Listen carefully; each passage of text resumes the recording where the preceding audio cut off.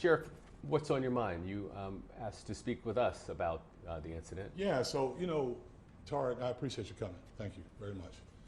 I was in Tallahassee. I had a previously scheduled day up there, and I knew this was coming.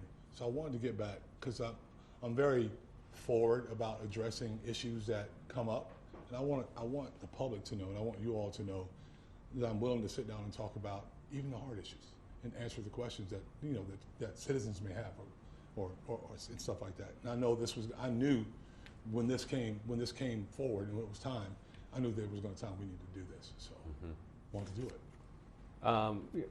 I guess to start here, I mean, how are you doing? Officer Garriga was taken into custody. How are you doing? How are your officers doing? The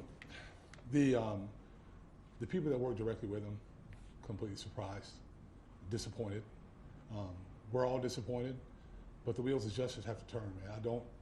I really don't like what happened, and but it's a black eye on the agency. I don't like this to happen to any agency. When this happens, this kind of stuff happens, it stains the badge, and I don't like those stains. That's why I want to talk to our public and let people know where we stand and what's going on.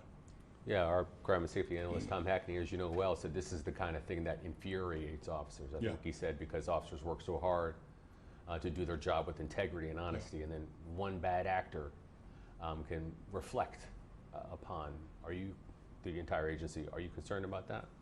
Yeah, of course. You want to make sure that it doesn't, and I think Tariq, that we've been working really hard to be as honest and forthcoming and open up the agency as much as we can for people to be able to see what goes on here. So yeah, that's always a concern. You don't want to take 2 steps forward and 4 steps back. You want to continue to move forward. So I want people to see that stand up and answer hard questions when the hard questions come. When you were before you were voted as sheriff, you worked over the gang unit. Sure. In the Jacksonville Sheriff's Office. Did you work with Officer Garriga? I'm trying to remember, was he there at the time? Let me get back to you. I'm trying to remember if he was or not. Yeah. I'm not sure. Do you know him personally?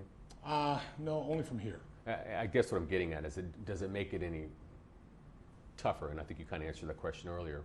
For those who know him. Yeah, the people who know him, I guarantee it's tough. It's 100% tough. But he's not the victim here. He put himself in that position, and now he's got to answer for it. As an officer with the police department, you get a lot of power, in a sense. From what we understand, according to the investigators, this may have happened in a church. There might have been a police vehicle where one of the incidents had occurred. The report is redacted, but there is a mention of that. What are your thoughts about that trust that was given and possibly broken? Anytime that there's a policeman involved, a police officer involved, and there's wrongdoing,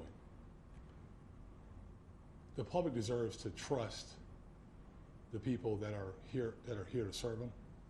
And when you lose that trust, it's very problematic.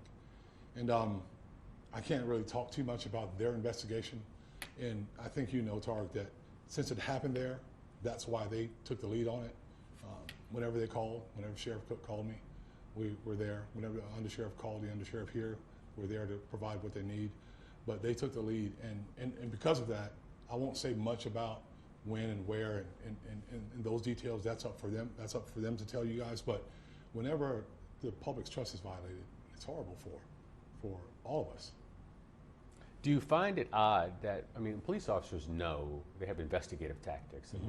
From what we understand, there was some 350 exchanges, both on phone calls and FaceTime and pictures. All this stuff is forensic evidence. It's almost like an instance where, if true, shouldn't you know better?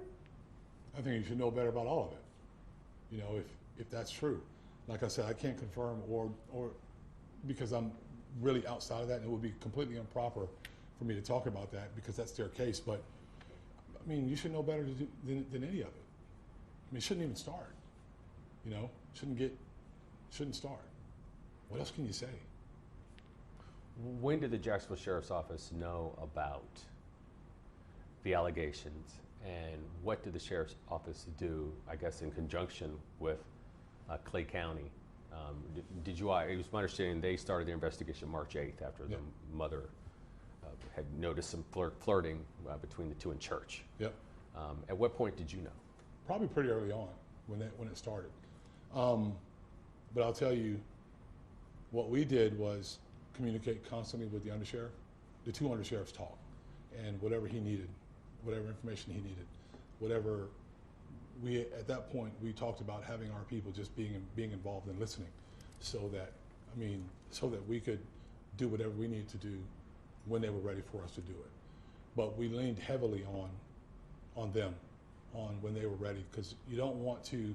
There is a part of investigative process that's you don't want to tip your hand about what's going on. And since we didn't feel like there was any danger to the public, we allowed them. They continued to do their work, and they wrapped it up, fairly quickly. You bring up danger to the public. Here we have somebody who was working in the gang unit with this investigative tactics, with the ability to really be in control of a situation, because that's what you all do as police officers. Yeah. Are you concerned that there are other people who might have been victimized? This appears to be so brazen. Yeah. Oftentimes people who do things, they do it till they get caught. Anytime these kind of incidents come up, we always search for or wait for other victims and then ask if there are other victims. I don't know. You hope there isn't. But I don't know. I really don't know. I don't know how to answer that. But when the call for and the search for other victims to come forward has been put out. So we'll wait and see. Is the Sheriff's Department part of that, or is it just the Clay County Sheriff's Department? Clay County Sheriff's Office. Okay. And if something were to arise to that level that came into our county, then of course they would let us know, and then we'll move on it very quickly. Were there any other red flags that could have alerted anyone to this kind of behavior? No, not at all. I mean, you look and you try to see if there's anything. You always, hindsight being 20/20, you always try to look and see if there's something that maybe rang a bell or that you may be able to notice. But you really can't tell. It's hard. It was hard to even see. So I think everyone was taken by surprise, even the guys you worked with every day. I know you're a spiritual man. When you think about this happening in a house of God, potentially, starting in a house of God, I mean, personally, how does that strike you? It's as bad, if not worse, than a pastor doing it. We hear about pastors doing it. And I know that's not what this is about, but when you hear that kind of stuff, a pastor, a minister is a servant. That's what he's there for. A police officer is a servant. Actually, in Romans 13, it talks about us being a minister of God, being a servant. So you don't expect for that kind of thing to happen, and you hope that thing never happens. That kind of thing never ever happens. But here we are, and now the wheels of justice are turning, and we're going to wait to see what happens. Thank you, Sheriff. You can keep going. Okay. Yeah. What are you doing as sheriff to kind of weed out the bad apples that could possibly reflect upon? I'm glad you asked that. We have early warning systems. If someone gets a complaint, the same kind of complaint, within a certain period of time, our supervisors take note, and then we start looking into what the issue may be. But the extensive process, the hiring process, is so long. It's difficult to get on.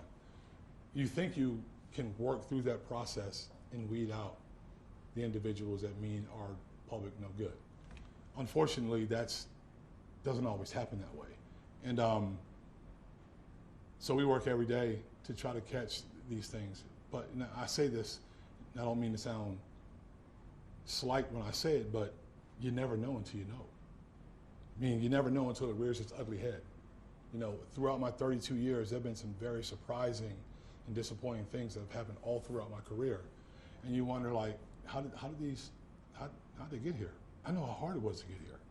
I know how hard we fight to get here.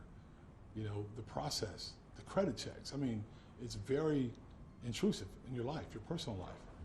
sometimes they get through. And I don't know whether his plan was at the time to do this the entire time, or whether it was an opportunity he saw and he started when he got here, or anyone for that matter. Mm-hmm. It's hard to tell, really hard to tell. Sounds like we're running short on time. Is there any final thoughts that you want the people? Clearly, you called us. You want to be transparent. Yep. Is there anything else that I might have missed? I mean, what do you say to those folks who are just so disgusted and maybe perhaps lost faith in police? Well, I think they're disgusted. So am I. I'm no different. The human emotions flow through me, same way they do everyone else. But the biggest thing I want people to know, and I'm glad you came, Tarek, the biggest thing I want people to know is that we'll sit and answer the questions. We'll talk.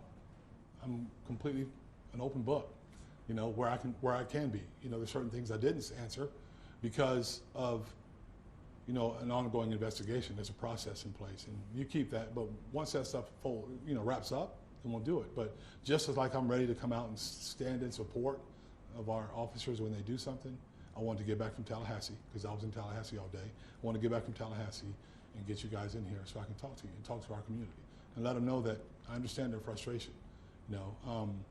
Past events have nothing to do with this because there's a lot of questions about those past events. Those were all legal events. Tough, hard, but they were. But this one's just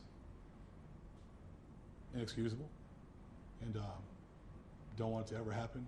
We're going to continue to work and see if we missed something, but I don't know that we did. He wasn't hired under the current administration. I don't quite know when he was, but yeah. So I just appreciate the opportunity to speak to you.